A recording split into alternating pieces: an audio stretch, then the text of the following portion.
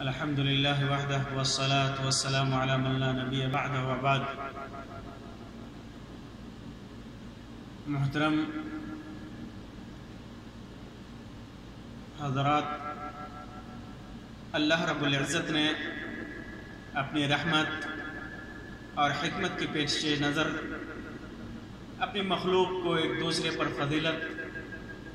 اور برتری عطا کر رکھی ہے۔ اللہ تبارک و تعالی ارشاد فرماتا ہے وَرَبُّكَ يَخْلُقُ مَا يَشَاءُ وَيَخْتَارُ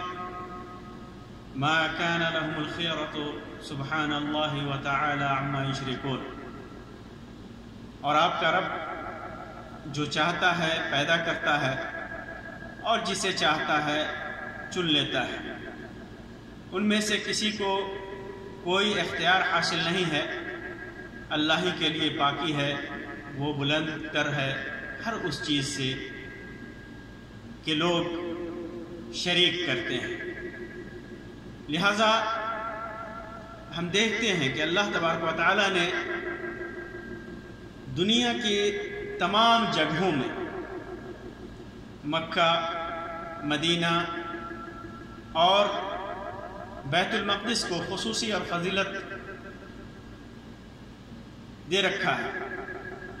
اور دنوں میں بعض مہینوں کو بعض پر، بعض ایام کو بعض پر، اور بعض وقتوں کو بعض پر فضیلت دے رکھا ہے۔ جیسے رمضان کو دیگر مہینوں پر، لیلۃ القدر کو دیگر راتوں پر، جمعہ کو دیگر ایام پر، اسی طرح ذی الحجہ کے پہلے عشرہ اور عاشورہ اور عرفات کے ایام کو خصوصی فضیلت سے نواز رکھا ہے۔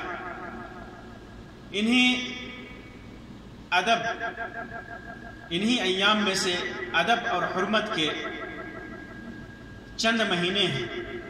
جن کا ذکر اللہ تبارک و تعالی نے خصوصی طور پہ کیا ہے۔ وہ ہیں حرمت اور ادب کے 4 مہینے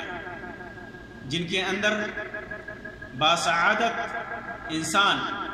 نیکیوں اور افعال خیر اور ترک منکرات یعنی برائیوں کو چھوڑ کے کر ان ساری چیزوں کے ذریعے اللہ تبارک و تعالیٰ کی قربت کا خواہاں ہوتا ہے اور اللہ تبارک و تعالیٰ کی قربت حاصل کرتا ہے۔ ان حرمت کے 4 مہینوں کا بیان قرآن و سنت میں وارد ہے۔ اللہ تعالیٰ ان مہینوں کی عظمت اور شرف کو بیان کرتے ہوئے اور ان کی نسبت اپنی طرف کرتے ہوئے فرماتا ہے ان عدۃ الشہور عند اللہ 12 شہرا فی کتاب اللہ یوم خلق السماوات والارض منها 4 حرم ذلك الدین القیم فلا تظلموا فیہن انفسکم۔ اللہ کے نزدیک کتاب اللہ میں مہینوں کی تعداد 12 ہے۔ اسی دن سے جب سے آسمان اور زمین کو پیدا کیا ہے، ان میں سے 4 حرمت اور ادب کے ہیں۔ یہی درست دین ہے، تم ان مہینوں میں اپنی جانوں پر ظلم مت کیا کرو۔ وہ 4 مہینے کون سے ہیں؟ اللہ کے رسول صلی اللہ علیہ وسلم نے ارشاد فرمایا، جیسا کہ صحیح بخاری اور مسلم کی متفق علیہ روایت میں ہے، السنۃ 12 شہرا،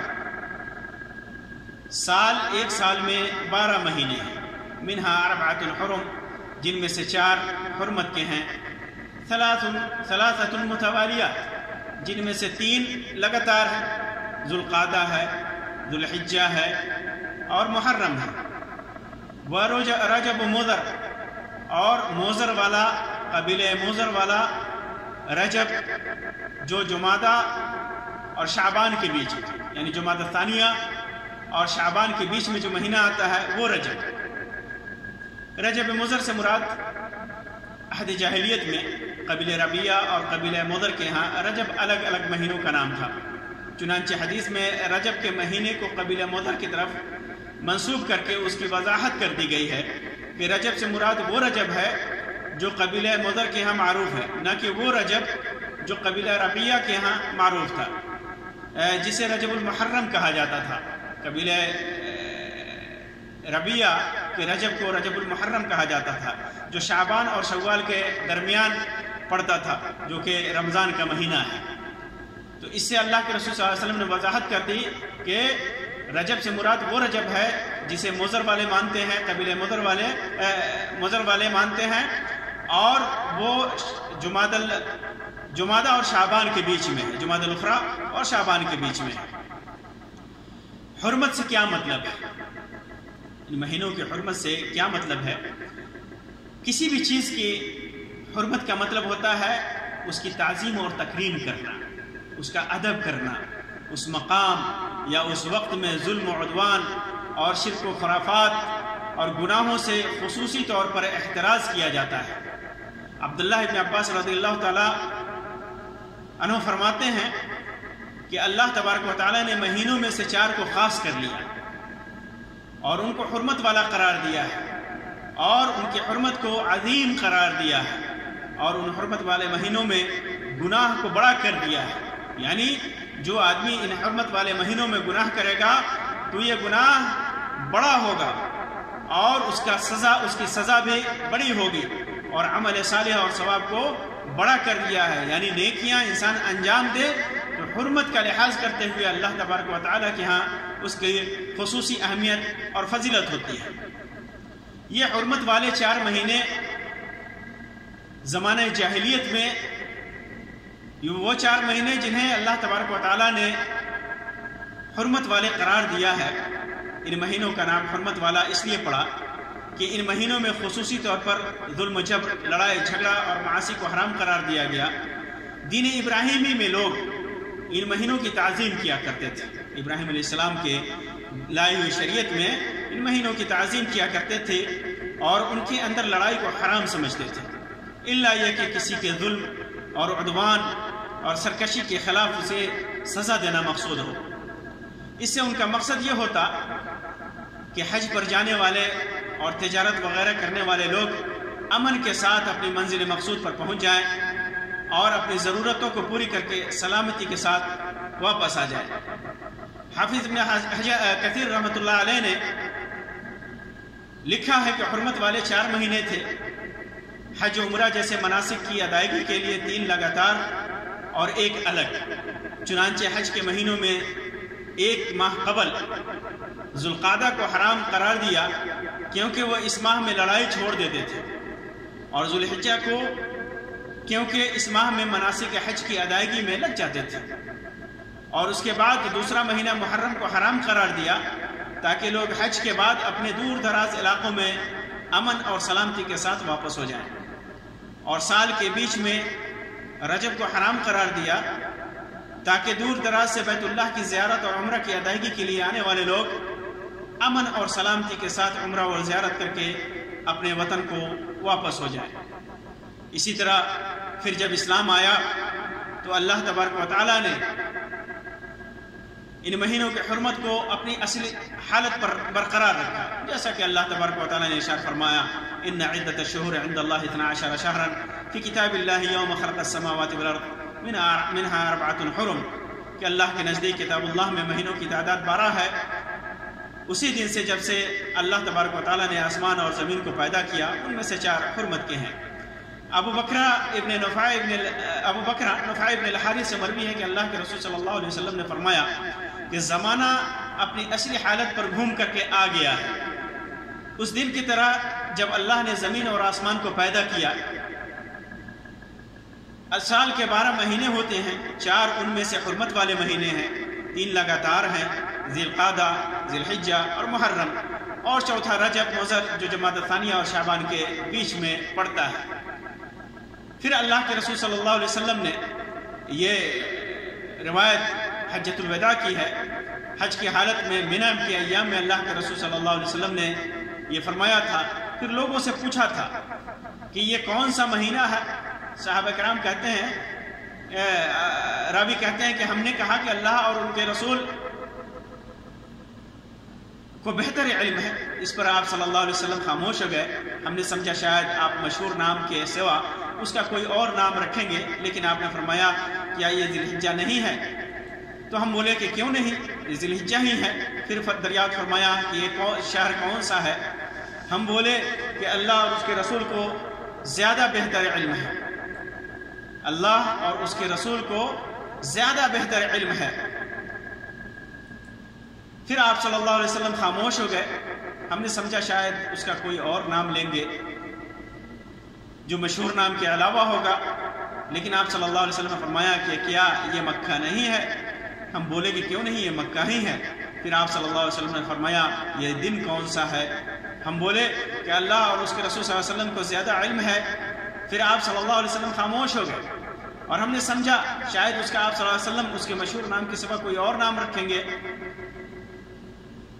لیکن آپ صلی اللہ علیہ وسلم نے فرمایا کیا یہ یوم النحر یعنی قربانی کا دن نہیں ہے؟ ہم بولے کہ کیوں نہیں؟ اس کے بعد آپ صلی اللہ علیہ وسلم نے فرمایا کہ پس تمہارا خون اور تمہارا مال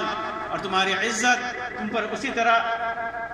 حرام ہے جس طرح تمہارے اس دن کو حرمت تمہارے اس شہر اور تمہارے اس مہینے میں ہے، اور تم بہت جلد اپنے رب سے ملو گے اور وہ تم سے تمہارے اعمال کے بارے میں سوال کرے گا۔ ہاں پس تم میرے بعد گمراہ مت ہو جانا کہ ایک دوسرے کی گردن مارنے لگو۔ ہاں اور جو یہاں موجود ہیں وہ ان لوگوں کو پہنچا دیں جو موجود نہیں ہیں، ہو سکتا ہے کہ جسے وہ پہنچائے ان میں سے کوئی ایسا بھی ہو جو یہاں بات سننے والوں سے زیادہ اس حدیث کو یاد رکھ سکتا ہو۔ پھر آپ صلی اللہ علیہ وسلم نے فرمایا تو کیا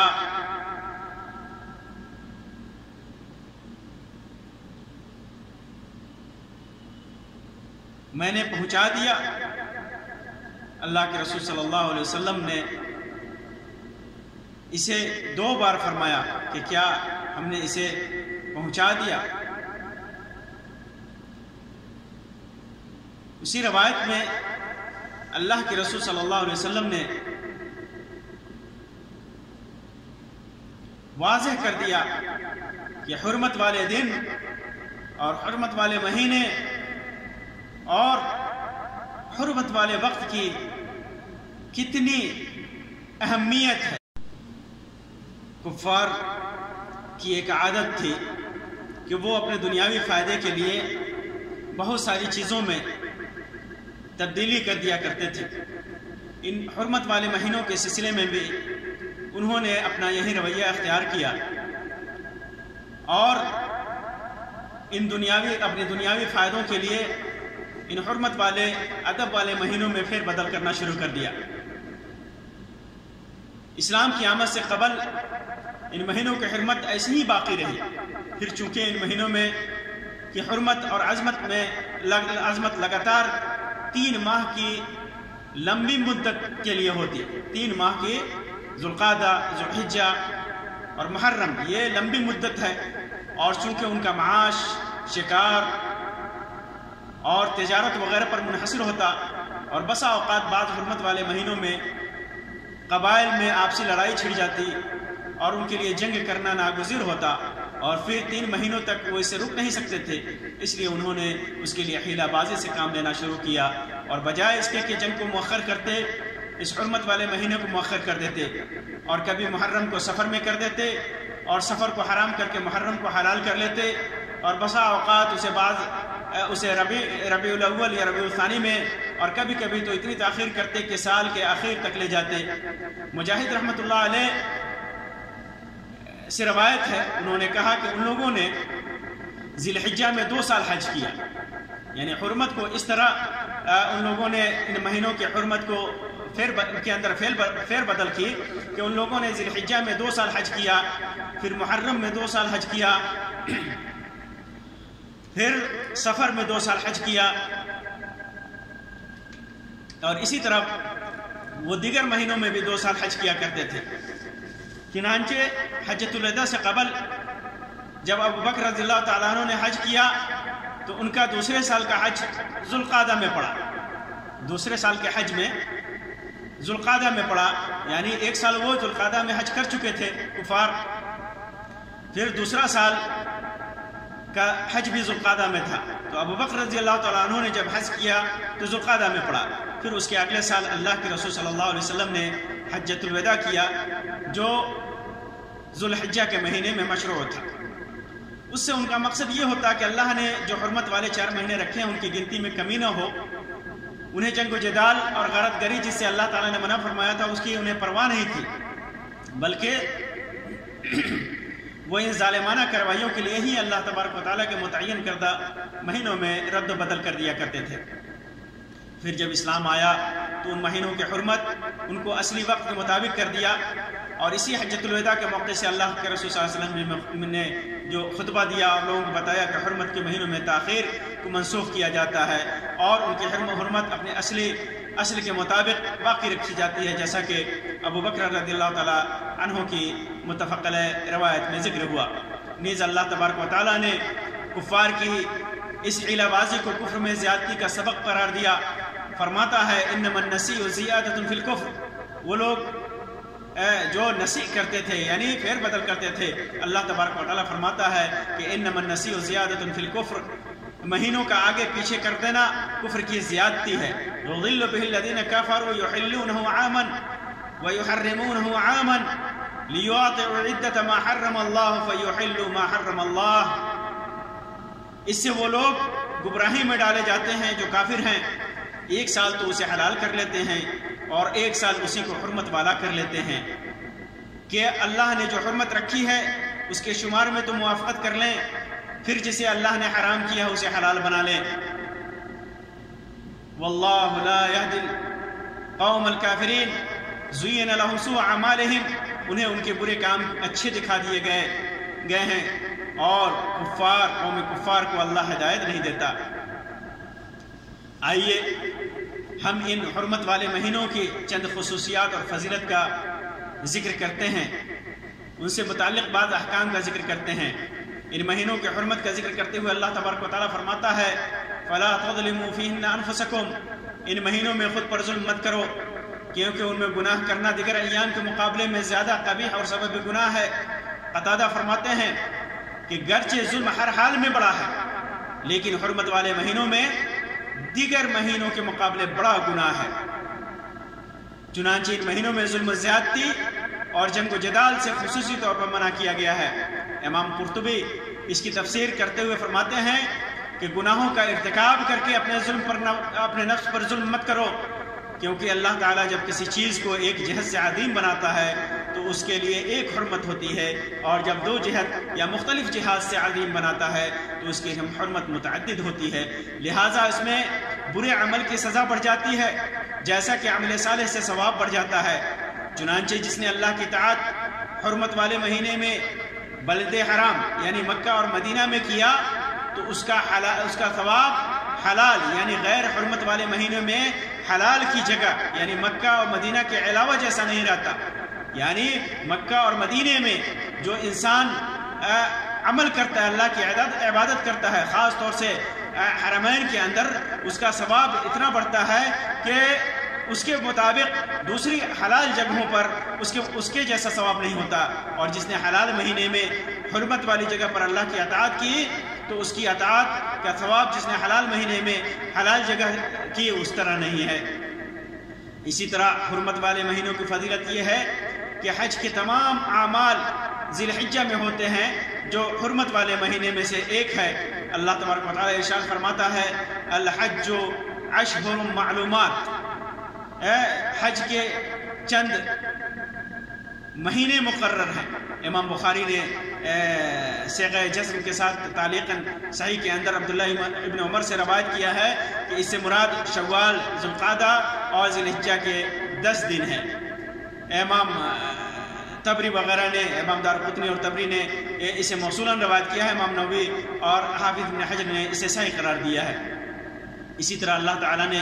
ذی الحجہ کے ابتدائی 10 دنوں کی قسم کھائی ہے۔ ارشاد فرماتا ہے والفجر ولیال عشر، فجر کی قسم اور 10 راتوں کی قسم۔ عبداللہ ابن عباس، عبداللہ ابن زبیر اور مجاہد رضی اللہ عنہم سے مروی ہے کہ 10 راتوں سے مراد ذی الحجہ کی ابتدائی 10 راتیں ہیں۔ اکثر مفسرین نے بھی اسی تفسیر کو اختیار کیا ہے۔ عبداللہ ابن عباس رضی اللہ تعالیٰ عنہ سے مروی ہے کہ رسول اللہ صلی اللہ علیہ وسلم نے ارشاد فرمایا ما من ایام العمل الصالح فیہن احب الی اللہ من هذه الایام العشر، کہ 10 ذی الحجہ میں کیے گئے نیک عمل سے زیادہ اللہ کے نزدیک کسی دوسرے ایام کا نیک عمل پسندیدہ نہیں۔ فقالوا یا رسول اللہ، صحابہ کرام نے پوچھا اے اللہ کے رسول ولا الجہاد فی سبیل اللہ، اللہ کے راستے میں جہاد بھی نہیں، تو آپ صلی اللہ علیہ وسلم نے ارشاد فرمایا وَلَا الْجِهَادُ فِي سَبِيلِ اللَّهِ، اللہ کے راستے میں جہاد بھی نہیں، إِلَّا رَجُلٌ خَرَجَ يُخَاطِرُ بِنَفْسِهِ وَمَالِهِ فَلَمْ يَرْجِعْ مِنْ ذَلِكَ بِشَيْءٍ، الا یہ کہ آدمی دشمن پر ٹوٹ پڑنے کی نیت سے نفس، جان اور مال کے ساتھ نکلتا ہے اور ان میں سے کچھ بھی لے کر واپس نہیں آتا،